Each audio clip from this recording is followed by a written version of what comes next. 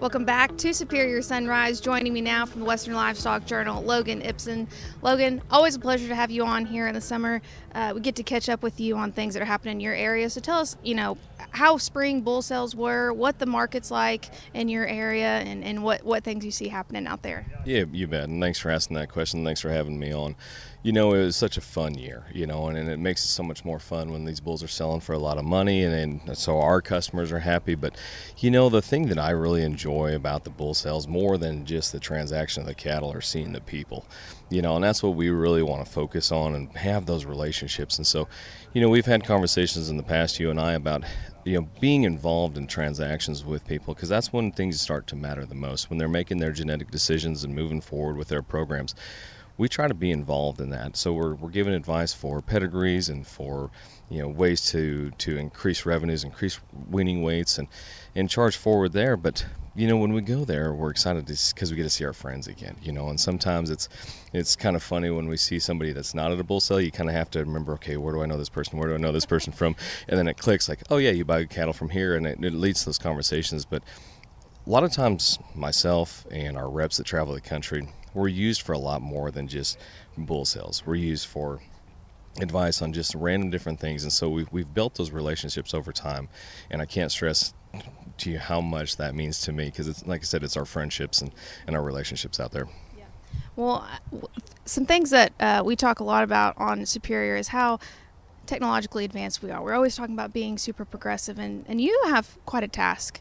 How does a print publication stay important and stay relevant in such a digital era? So we really strive to just have relevant information that's going to help them make the best management decisions that they possibly can. The problem that you have, obviously, if you have somebody that's in the far west in California, which is our biggest readership state, they're dealing with a certain set of issues that somebody in Colorado, Nebraska, or somewhere even further from there, it's a different set of problems. And so sometimes it's hard for us to reach out, but we're trying to create as much original content as we possibly can and send that out to our readership.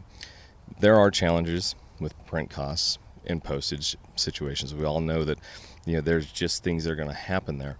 But what we try to do is deliver that product as best we can. Obviously, we have a weekly publication in Western Livestock Journal. We have some quarterly real estate magazines. We have 3 special beef magazines that we do throughout the year. We're trying to send out that print product that we're very proud of. The balance that we have is trying to figure out how do we deliver that information as timely as we possibly can, and so that's going to be use of digital technologies, right?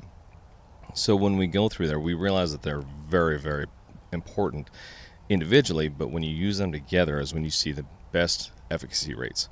So when you talk about a marketing campaign, let's say, when you use just print product, you have a certain rate, and some of the numbers I've seen have kind of been like 30 to 40%. When you use just digital, it's kind of the same thing, but a little bit less, and because we're used to scrolling, that information isn't retained as long. The best way to use those is when you combine them, and I guess in beef terms, you create hybrid vigor, right? And so we're trying to do that. And so when you see that, when you combine the two, your efficacy rates get up into like 80 to 90%. And so that's what we're trying to do, is have a combination of the two, get the information out there, and make it more relevant. Well, thank you so much for joining me here this morning. For people who might not be tuned in to get information from WLJ, where do they go? How do they get subscribed? You bet. So just go to our website. It's WLJ.net.